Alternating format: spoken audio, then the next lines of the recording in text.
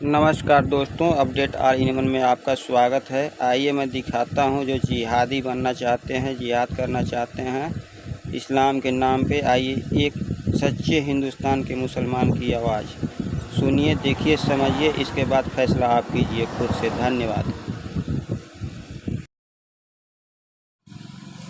और यह वीडियो हमें एक सोशल मीडिया प्लेटफॉर्म पर मिली थी। आप खुद से अंदाज़ा लगाइए कि कितनी अच्छी बात कर रहे हैं। धन्यवाद। इसका क्रेडिट सोशल मीडिया फेसबुक को जाती है। धन्यवाद। नहमदुहु व नुसल्ली अला रसूलिहिल करीम। औज़ु बिल्लाहि मिनश शैतानिर रजीम। बिस्मिल्लाहिर रहमानिर रहीम। वमा अरसलनाका इल्ला रहमतल लिल आलमीन।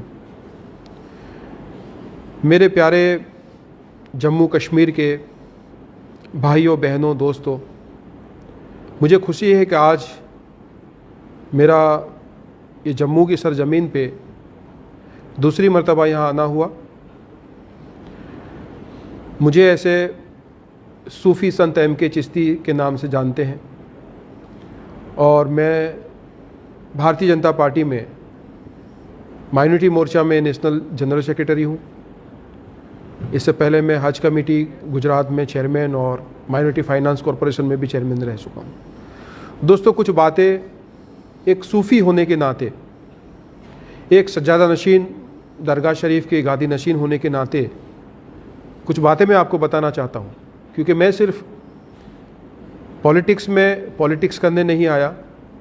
मैं खुद एक सूफ़ी हूँ और अल्हम्दुलिल्लाह मैं पहला हिंदुस्तानी हूँ कि जिसने लंदन में स्पिरिचुअल चैनल उम्मा चैनल को शुरू किया।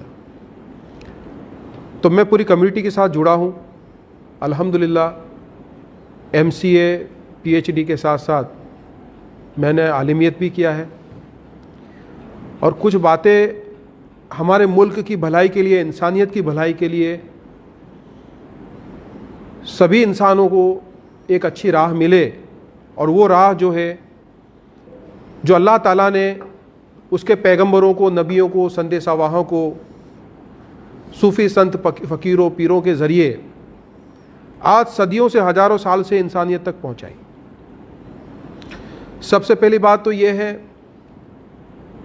कि कुरान शरीफ की पहली आयत जो सूरह फातिहा में आती है वो है अल्हम्दुलिल्लाहि रब्बिल आलमीन। तारीफ़ है उसकी जो तमाम जहानों का रब है। प्रशंसा है उस ईश्वर की जो जिसने संसार को, समग्र ब्रह्मांड का जिसने सर्जन किया। वो खुदा, मालिक, ईश्वर, चाहे उसको जिस भाषा में बुलाओ, वो सभी का रब है, किसी एक का रब नहीं है। वो परवरदिगार है तो आसमानों का भी है, ज़मीनों का भी है। जो उसमें माने आस्तिक हो उसका भी है, जो न माने नास्तिकों का भी है। वो हिंदू का भी रब है, मुसलमान का भी रब है, सिख का भी रब है, ईसाई का भी रब है। परवरदिगार उसको सबको उसने पैदा किया और वो सबका मालिक है। और सभी मानव जाति पे, सभी इंसानियत पे, मखलूक पे उसकी रहमत है। उसकी रहमत के बिना कोई जिंदा ही नहीं रह सकता।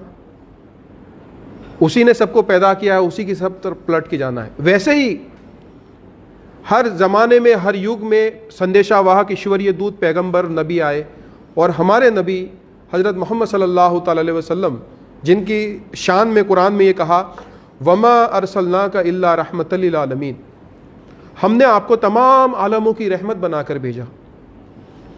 तो हमारे नबी जो है, जैसे खुदा तमाम आलमों का रब है, वैसे हमारे नबी तमाम आलमों के लिए रहमत है। तो हमारे नबी भी आसमानों के भी लिए रहमत है, ज़मीनों के लिए भी रहमत है, आस्तिकों के लिए भी रहमत है, नास्तिकों के लिए भी रहमत है, हिंदू, मुसलमान, सिख, ईसाई, हर मजहब के लिए रहमत है। मोहम्मद सल्लल्लाहु अलैहि वसल्लम सिर्फ मुसलमानों के लिए रहमत नहीं है, मोहम्मद सल्लल्लाहु अलैहि वसल्लम हिंदुओं के लिए भी रहमत है, नास्तिकों के लिए भी रहमत है, सिख ईसाइयों के लिए भी रहमत है। तो उनको मानने वाले मुसलमान, वो दूसरों के लिए रहमत कैसे बन सकते हैं मेरे भाई? जब अल्लाह सबका परवरदिगार है, मोहम्मद सबके लिए रहमत है, तो हम मुसलमान सिर्फ मुसलमान के लिए रहमत और बाकी के लिए रहमत, ये मुमकिन नहीं है। ये कुरान और हदीस नहीं है मेरे दोस्तों। खुदा की कसम दोस्तों, ये अल्लाह और अल्लाह के रसूल सल्लल्लाहु अलैहि वसल्लम का पैगाम नहीं है, हरगिज़ नहीं है। मुसलमान का मतलब होता है इस्लाम यानी सलाम, सलामती वाला मजहब। सलामती किसके लिए? सच्चा मुसलमान सलामती सबके लिए सलामती हो, हर इंसान के लिए सलामती हो, हर जानदार के लिए, हर निर्जीव के लिए वो सलामती हो, किसी के लिए वो जहमत न बने, किसी पे जुल्म न करे, वो सच्चा मुसलमान है। सच्चा मुसलमान वो है, जब मोहम्मद सल्लल्लाहु अलैहि वसल्लम को पूछा कि अच्छा मुसलमान कौन है, फरमाया सबसे अच्छा मुसलमान वो है जिसका पड़ोसी जिससे खुश है। अब मुझे बताओ, पड़ोसी जिससे खुश है, तो पड़ोसी कोई भी हो सकता है, हिंदू भी हो सकता है, मुसलमान भी हो सकता है, क्योंकि इस्लाम में जो पड़ोस जो है वो 40 घर तक बताई है। अब 40 घर की पड़ोस देखोगे तो पूरा गांव तहसील आ जाएगा, और वो सब आपसे राजी होने चाहिए, खुश होने चाहिए, किसी को तकलीफ नहीं होनी चाहिए। मक्का में जब हमारे नबी पर खुदा का जब ये पैगाम आया, वो जिस रास्ते से गुजरते थे, एक यहूदी, एक गैर मजहब की बुढ़िया औरत उनको उल्टा सीधा बोलती थी, गालियां बोलती थी, उन पे कूड़ा कचरा डालती थी हर रोज जिस रास्ते से गुजरते थे। आप उसे कुछ बुरा भला नहीं कहते थे, अपने लिबास को साफ करते थे और चल देते थे। हर रोज का ये दस्तूर था, गालियां सुनना और कूड़ा कचरा अपने लिबास पे पड़ना। ये मोहम्मद सल्लल्लाहु अलैहि वसल्लम का अखलाक, जिसको तुम नबी मानते हो, मैं नबी मानता हूं। एक दिन जब उस बुढ़िया ने कचरा नहीं डाला, उसकी आवाज गालियों वाली नहीं आई, तो आपने सोचा कि बुढ़िया को क्या हुआ। आप उसकी खबर लेने के लिए गए, पता चला बीमार है। आपने उसकी आयादत की, उसके घर का सब काम किया, उसकी दवाई लाए, उसकी खातिरदारी की। वो बुढ़िया ने सोचा कि क्या यही वो मोहम्मद है जिसे मैं गालियां देती थी, जिसे बुरा भला कहती थी, जिसे गालियां देती थी। तो दोस्तों, हमारे नबी ने यह बताया कि तुम्हें कोई गलत कहे, गालियां दे, बुराई करे, फिर भी उसके साथ भलाई पेश आए। हम नात तो पढ़ते हैं, मस्जिदों में दरगाहों में नात पढ़ते हैं। क्या पढ़ते हैं? सलाम उस पर के जिसने बेकसों की दस्तगीरी की, सलाम उस पर के जिसने गालियां सुनकर दुआएं दी। तो गालियां सुनकर दुआएं देना हमारे नबी का अखलाक था। और आज हमें कोई बुरा भला कहता है, आज कोई बुरा कहकर माफी भी मांग लेता है, फिर भी हम माफ नहीं करते। तो हमारी क्या सोच इतनी छोटी हो गई, हम इतने नैरो माइंडेड, संकुचित दृष्टि वाले हो गए कि अल्लाह की रहमत समंदर से भी बड़ी, नबी की रहमत समंदर से भी बड़ी, और मुसलमान इतना छोटे दिल वाला हो गया जो किसी को माफ न कर सके माफी मांगने के बाद भी। क्या नबी सल्लल्लाहु अलैहि वसल्लम ने अबू जहल तो छोड़ो, हजरत अमीर हमजा जो सबसे प्यारे चचा थे, उनका कलेजा चबाने वाली हिंदा जो बाद में सहाबिया हो गए, उनको रज़ी अल्लाह अन्हा कहते, क्या उसको माफ नहीं किया? अबू सुफियान जिन्होंने उनको बेवतन किया, उन पर जब वो नमाज में सजदे में जाते थे उन पर गंदी चीजें डालते थे, उनको गालियां देते थे, बुरा भला कहते थे, झूठा कहते थे, जादूगर कहते थे। जब वो करिश्मे उनके होते थे कहते ये तो जादूगर है। जब चांद के टुकड़े किए उन्होंने तो कहा कि तो जादू किया। इतना सब बुरा कहने वाला हजरत, क्या अबू सुफियान को उन्होंने माफ नहीं किया? क्या अबू सुफियान फिर सहाबी नहीं हुए? तो अल्लाह के नबी तो सबको माफ करे, और हम इतने छोटे हो गए दूसरों पे जुल्म करें। हम तो, इस्लाम तो सबके लिए रहमत है, फिर ये जहमत कहां से आ गई? दोस्तों, सलामती वाला मजहब है। हमारे सब पड़ोसी हमारे से राजी होने चाहिए, चाहे वो हिंदू हो या मुसलमान। चाहे कश्मीर की वादी में फिर हमारा कोई पंडित भाई रहता हो, तो क्या वो हमारा पड़ोसी नहीं है? कल उठ के उसने हशर के मैदान में खुदा की बारगाह में ये गवाही दे दी अल्लाह और अल्लाह के रसूल के सामने कि ए नबी, ये तुम्हारे उम्मती ने, मैं इनका पड़ोसी था, ये 40 पड़ोस में ये नंबर पे था, इसने मुझे ये तकलीफ दी थी, ये अजियत पहुंचाई थी। तो क्या अल्लाह और उसके रसूल खुश होंगे आपसे? नहीं होंगे, क्योंकि बेहतर मुसलमान तो वो है जिससे उसका पड़ोसी खुश हो। हमारे अखलाक ऐसे होने चाहिए, हमारी मोहब्बत ऐसी होनी चाहिए ताकि लोग हमसे मोहब्बत करें। सूफियों ने क्या किया? आज अल्हम्दुलिल्लाह जितने भी सूफिया किराम आए, चाहे वो बगदाद शरीफ वाले महबूब सुबानी गौसे आजम जिलानी रहमतुल्लाह अलैह हो, चाहे हजरत ख्वाजा मोइनुद्दीन चिश्ती अजमेरी रहमतुल्लाह अलैह, पूरी दुनिया में आप कजाकिस्तान, ताजिकिस्तान में जाओ, हजरत अब्दुल खालिक गिस्दवानी, नक्शबंदी सिलसिले के बुजुर्ग, जितने भी औलिया है, करोड़ों लोग आज भी सूफियों को मानने वाले हैं। एक भी सूफी का फॉलोवर करोड़ों में से आतंकवादी नहीं हुआ, टेररिस्ट नहीं हुआ। क्यों? सुसाइड बॉम्बिंग, टेररिस्ट अटैक ये करने वाला कभी मुसलमान नहीं हो सकता। मुसलमान कभी बेकसूरों पे जुल्म नहीं कर सकता। मुसलमान कभी औरत बच्चों पर यह जुल्म नहीं कर सकता, सुसाइड बॉम्बिंग नहीं कर सकता।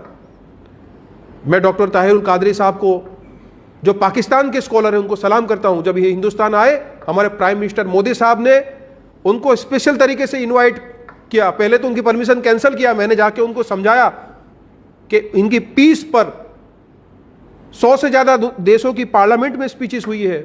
उन्होंने गुजरात में उनका प्रोग्राम किया, 5 लाख लोग आए। उन्होंने वो बुक लेके आए थे, फतवा on terrorism and suicide bombing. उन्होंने कुरान, हदीस,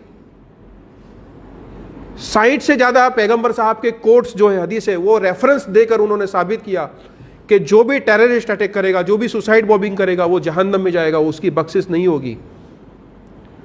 दोस्तों, ये 72 हुरों का जो ख्वाब है ना, ये बेबुनियाद है।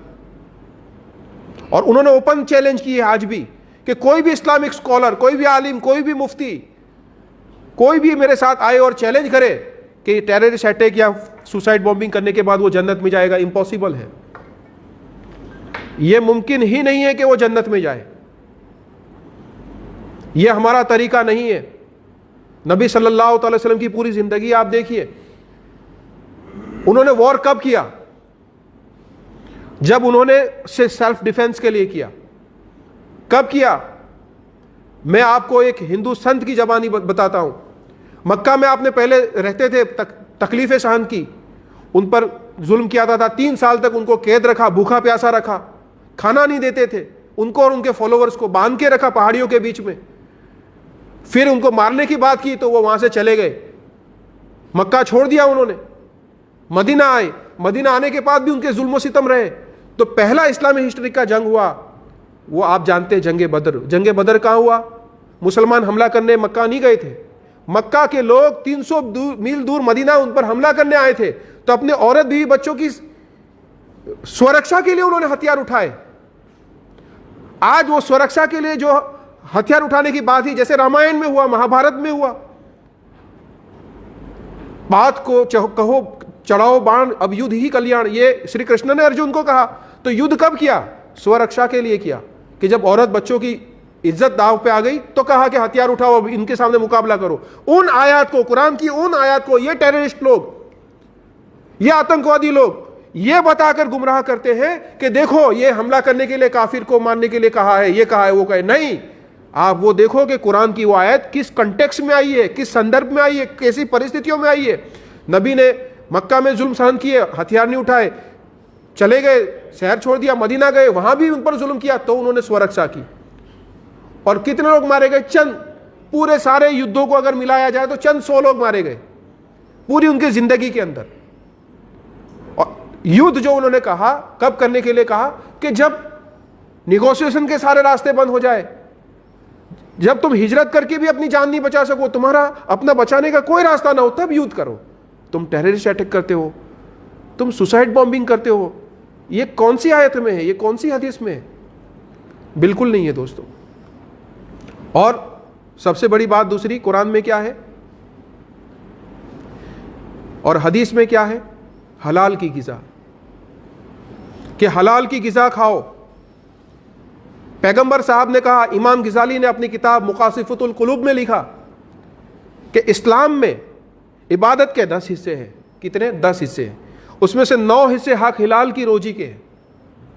दोस्तों, 9 हिस्से हक हलाल की रोजी के, और 1 हिस्से में बाकी की सब इबादतें आ गई। जितने भी तुम नमाजें पढ़ते हो, रोजा रखते हो, सखावत करते हो, जितनी भी इबादतें हैं, उसको सिर्फ 10% वेटेज दिया गया।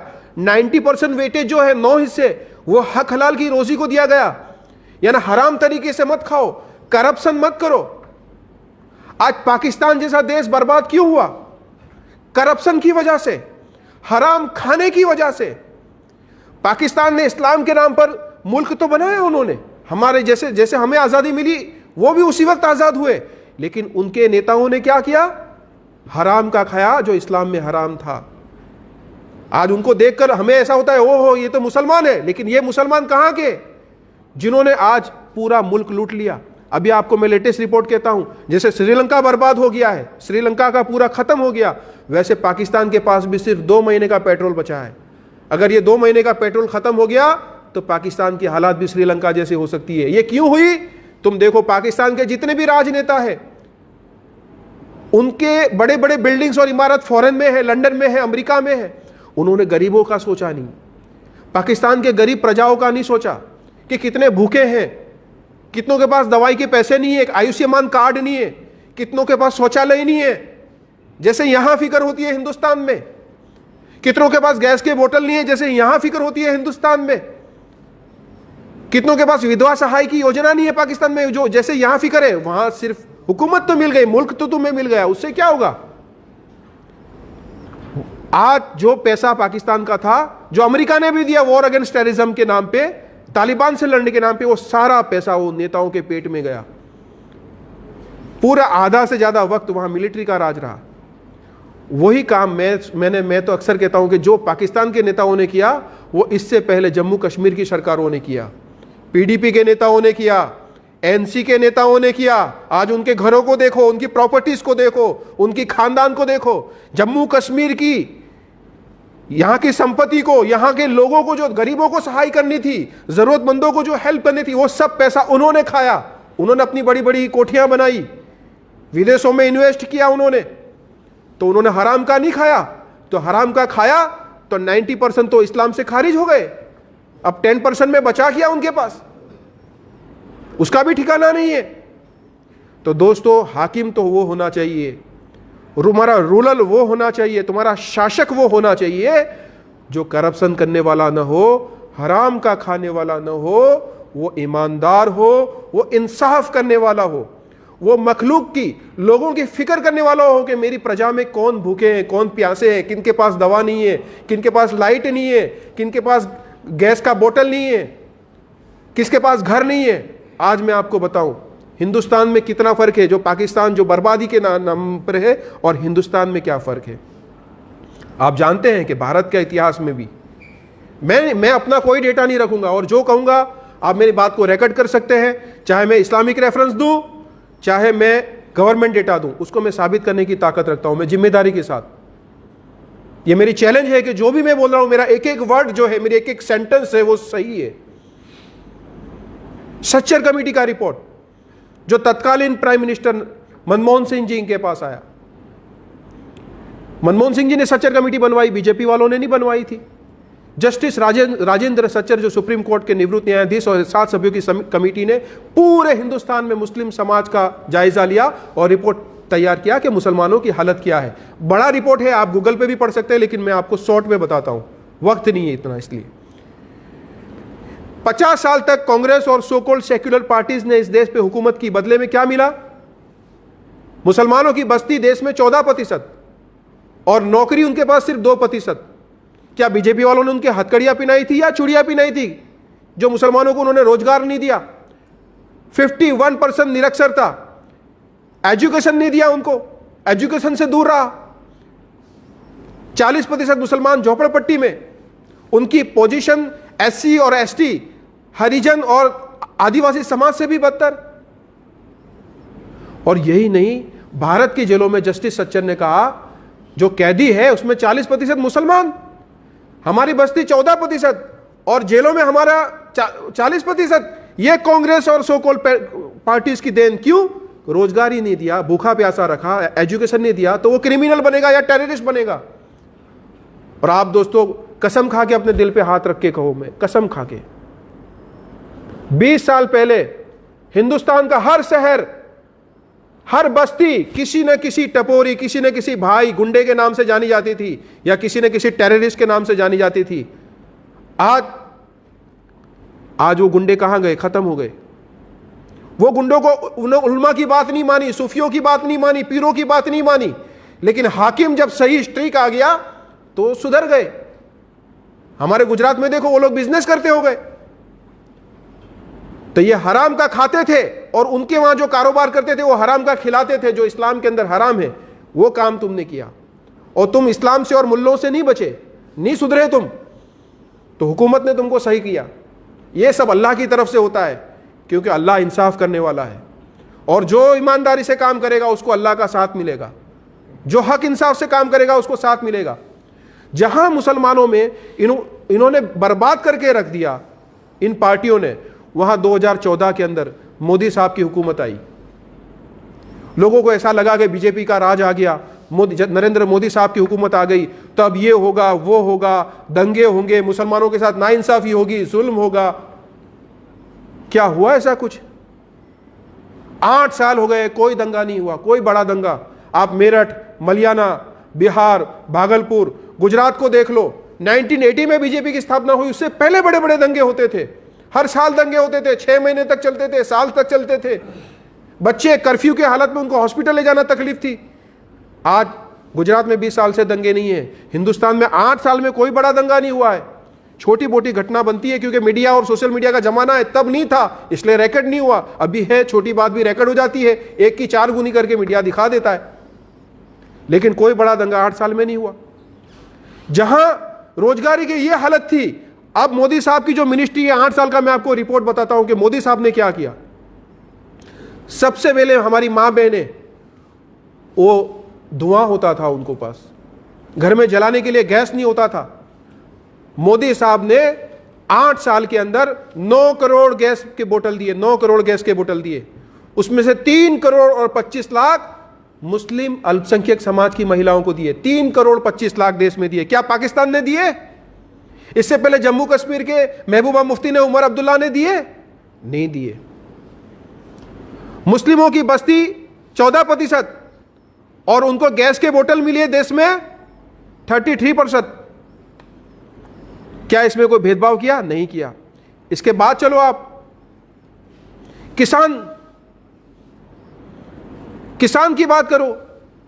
किसानों में यह हुआ कि 12 करोड़ लोगों को सहाय मिली, उसमें 4 करोड़ मुसलमानों को मिली।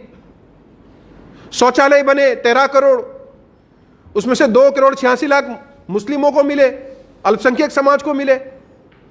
जितने भी सरकार के डिपार्टमेंट हैं, आप किसी भी मिनिस्ट्री को उठा लो, गरीब और जो जरूरतमंद लोग हैं उसमें दुगना लोगों को सहाय मिली है।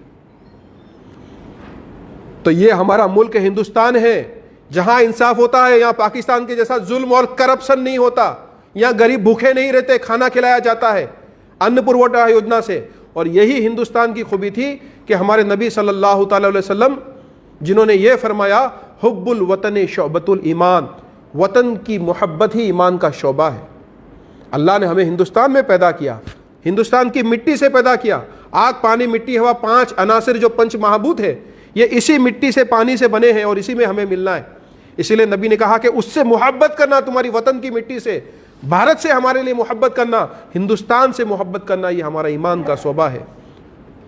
और हमारे नबी सल्लल्लाहु अलैहि वसल्लम ने हिंदुस्तान की तारीफ में जो कहा, किसी दूसरे मुल्क के लिए नहीं कहा। 1400 साल पहले अरबस्तान के तपते हुए रेगिस्तान में, जहां गर्म गर्म हवा आती थी, अचानक ठंडी हवा आई, खुशबू वाली हवा आई। हिंदुस्तान की तरफ से आप खड़े हो गए, आपने अपना सीना कुसादा कर दिया और कहा, मुझे हिंदुस्तान की तरफ से अमन की, शांति की खुशबू आ रही है, सलामती वाली खुशबू आ रही है। इसीलिए इकबाल साहब ने कहा, सारे जहां से अच्छा हिंदुस्तान हमारा, हम बुलबुले हैं इसके, ये गुलसिता हमारा। जिस वतन से हमारे नबी सल्लल्लाहु अलैहि वसल्लम को 1400 साल पहले अमन की, मोहब्बत की खुशबू आई हो, उस वतन में खुदा ने हमें पैदा किया। इससे बड़ी हमारे लिए नेमत और शुक्रगुजारी क्या हो सकती है? फिर हम उस वतन से रहने वाले लोगों से हम नफरत करें? क्या यह ईमान है? क्या यह इस्लाम है? यह दोस्तों बिल्कुल नहीं हो सकता। हमें चाहिए कि वतन से मोहब्बत करे, हमें चाहिए कि पड़ोसी का हक अदा करे, और हमें चाहिए कि जो भी हाकिम हो, क्योंकि कुरान शरीफ में अतीउल्लाह व अतीउर रसूल व उलिल अम्र मिनकुम, अल्लाह की इताअत करो, रसूल की इताअत करो, और हाकिम की, जो रूरल शासक है, जो तुम्हारे ऊपर हुकूमत कर रहा है। अब शासक है, आज दुनिया के हर देशों के अपने कानून है। मैं जाता हूं, बर्तानिया जाता हूं, हर साल जाता हूं, वहां के अपने कानून है, वहां मुसलमान अपने तरीके से रहते हैं, लेकिन ब्रिटिश लॉज को फॉलो करते हैं। अमेरिका में उसके रूल्स को फॉलो करते हैं, तुर्की में उसके रूल्स को फॉलो करते हैं, सऊदी में उसके रूल्स को फॉलो करते हैं। तो हिंदुस्तान में रहना है तो हिंदुस्तान के रूल्स को फॉलो करना पड़ेगा। फिर हिंदुस्तान, अगर कोई गुनाह करता है तो हिंदुस्तान के रूल से मुताबिक सजा मिलेगी। फिर आप ये कहेंगे कि इसका सर कलम कर दो, उसका सर कलम कर दो, ये गलत है। और हमें इसके लिए हाकिम की भी इताअत करना हमारे लिए ज़रूरी है। और हाकिम अगर इंसाफ करने वाला है तो हमें उसका शुक्रिया अदा करना पड़ेगा। सिर्फ शुक्रिया से भी काम नहीं चलेगा। कुरान शरीफ में सूरह रहमान में एक आयत है, अल्लाह ताला फरमाता है, हल जज़ाउ एहसान इल्ला एहसान, फबिय्यि आलाइ रब्बिकुमा तुकज़्ज़िबान। और एहसान का बदला एहसान के सिवा कोई और हो सकता है? तो तुम खुदा के अपने रब की कौन कौन सी नेमतों का नाशुक्रिया करोगे? कहने की बात है कि जो एहसान तुम पे करे उसको सिर्फ शुक्रिया और थैंक यू कहने से काम नहीं चलेगा। अगर तुम सच्चे इंसान हो, सच्चे ईमान वाले हो, तो तुम्हें उसका एहसान का बदला एहसान से चुकाना पड़ेगा। इससे पहले की 50 साल की सरकारों ने हमें न एजुकेशन दिया, न रोजगारी दी, न सेफ्टी दी, और जिसको हम वोट नहीं देते थे, जिस बीजेपी को, जिस मोदी सरकार को हम अपना दुश्मन समझते थे, उन्होंने आज हर मिनिस्ट्री को उठा के देख लो। जो गरीब जो कांग्रेस वालों ने हमें गरीब बनाए थे, इन्होंने ही हमारी यह हालत की थी। इसीलिए तो सबसे ज्यादा गरीबों की लाभ आज मुस्लिम समाज को मिल रही है। कोई भी योजना आप उठा के देख लो, मुद्रा योजना में 36% लोग, 35 करोड़ में से 36% लोग मुस्लिम और अल्पसंख्यक समाज के, तो उनका एहसान भी तुम्हें मानना पड़ेगा, क्योंकि खुदा का साथ मिलेगा। जो ईमानदारी से काम करेगा, जो ईमानदारी से हुकूमत करेगा, उस पर खुदा की रहमत, नबी की भी रहमत होगी। नबी रहमतल लिल आलमीन है, सबके लिए रहमत है। तो हमें यह देखना है कि हम अपने वतन से मोहब्बत करें, अपने हर मजहब के लोगों से मोहब्बत करें, अच्छे इंसान बने, नेक इंसान बने, हलाल की ग़िज़ा खाए, हराम से बचे और हराम खाने वालों से भी बचे। ये हराम खाने वाले पाकिस्तान के जैसे रूलर, ये पीडीपी और एनसी के नेता हो जिन्होंने हराम खा के सब कौम को बर्बाद किया, ऐसे लोगों से भी बचे।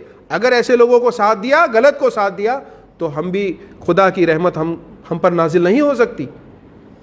हमें सच्चों का साथ देना पड़ेगा, हमें इंसाफ करने वालों का साथ देना पड़ेगा। लोगों को लगता है कि भाई जम्मू कश्मीर में अभी बीजेपी आ जाएगी तो ये हो जाएगा, वो हो जाएगा, ये सारी गलत फहमियां हैं। गुजरात में भी लोग ऐसा कहते थे। गुजरात में आज 20 साल से कोई दंगा फसाद नहीं है, एक मरतबा कर्फ्यू नहीं लगा। वहां हिंदू मुस्लिम जॉइंटली बिजनेस एडवेंचर करते हैं, पार्टनरशिप के साथ बिजनेस करते हैं। इतना अच्छा माहौल और सद्भावना 100 साल के इतिहास में भी कभी नहीं थी। तो यहां भी मुझे पूरा यकीन है गुजरात ही की तरह जम्मू कश्मीर में अमन होगा, शांति होगी, प्यार होगा, भाईचारा होगा, हुब्बुल वतनी होगी, सबका साथ होगा, सबका विश्वास होगा और सबका विकास होगा, जो हो रहा है। और अगर आपका साथ मिलेगा तो और विकास होगा। यहां कोई दंगा फसाद नहीं होगा इंशाअल्लाह, गुजरात की तरह। यहां कोई किसी पे जुल्म नहीं होगा, सबके साथ इंसाफ होगा। इसीलिए मैं आप सबसे कहता हूं कि कांग्रेस और सो कॉल्ड रीजनल पार्टीज जहां भी आपके प्रदेश की हो, उसने क्या किया है उसका हिसाब लो। उन्होंने अपनी कितनी बड़ी कोठियां बनाई देश में विदेश में, उसका हिसाब लो। उन्होंने गरीबों के लिए क्या किया उसका हिसाब लो। और एक तरफ तुम मोदी साहब का भी देखो, उनका अपना परिवार नहीं है, उन्होंने अपनी पत्नी का त्याग किया, उन्होंने अपने बच्चों का त्याग किया। क्यों करते हैं ये लोग त्याग? हमारे जम्मू कश्मीर के प्रेसिडेंट रैना साहब भी है, एक राजनीतिक संत है, क्यों परिवार का त्याग किया?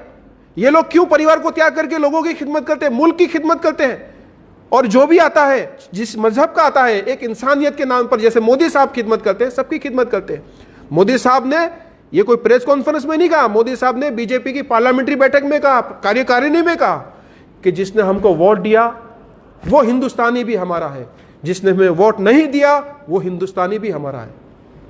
हमें उस वोट देने वाला का भी काम करना है, वोट न देने वाला का भी काम करना है।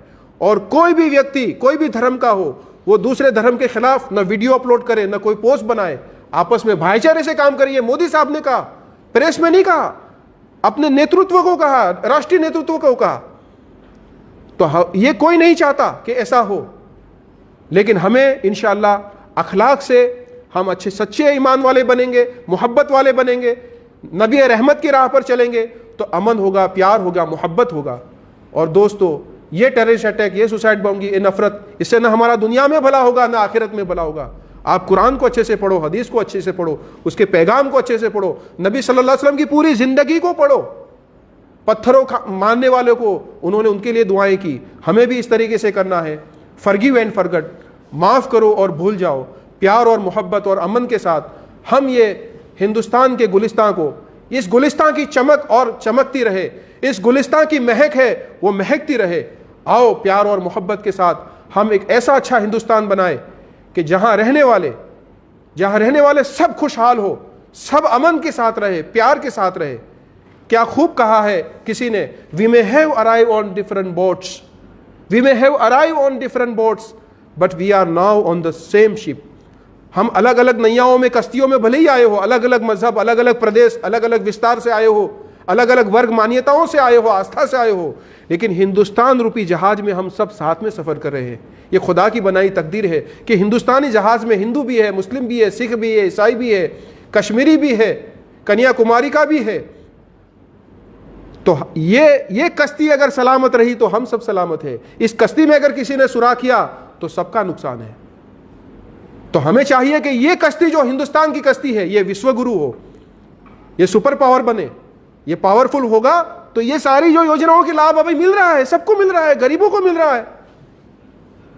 आप मानो कि ये आयुष्मान कार्ड में जो लाभ मिला 2 करोड़ लोगों को, उसमें 25% मुसलमान है। 25,000 करोड़ रुपए का हेल्प किया है गवर्नमेंट ने, केंद्र सरकार ने। तो क्या गरीबों को लाभ नहीं मिला? क्या हमारे कलेक्शन करने वाली तंजीमों ने उनका ख्याल किया? हमारे अमीरों ने उनको ख्याल किया? लोगों को लूटने वाले राजनेताओं ने कभी उन गरीबों का ख्याल किया? लेकिन वोट न देने के दिया हो या न दिया हो, इसकी फिक्र किए बिना हर गरीब जरूरतमंद बीमार की फिक्र की मोदी सरकार ने की। कोई करे या न करे, मैं दिल से मोदी सरकार का इसके लिए शुक्रिया अदा करता हूं, पूरे समाज के वती, कि उन्होंने बिना भेदभाव के लिए सबका साथ और सबका विकास को के सूत्र को चरितार्थ किया। सबके विश्वास के साथ अच्छे हम हिंदुस्तानी बने, हम अच्छे इंसान बने। उत्तम अवतार जो खुदा ने हमें बनाकर भेजा है, अशरफुल मखलूकात, बेस्ट क्रिएशन, खुदा ने हमें इसीलिए बनाया है कि हम सिर्फ अपनी फिक्र न करें, हम दूसरों की फिक्र करें। आओ जलाए दीप वहाँ जहाँ अभी अंधेरा है, जहाँ अंधेरा है, जहाँ तकलीफ है, जहाँ परेशानी है, वहाँ खुशहाली आए, वहाँ रोशनी आए। ऐसे हमारे काम होना चाहिए, हुब्बुल वतनी के साथ। सारे जहाँ से अच्छा हिंदुस्तान हमारा, हम बुलबुले हैं इसके, ये गुलसिता हमारा। जय हिंद, अस्सलाम वालेकुम, खुदा हाफिज़।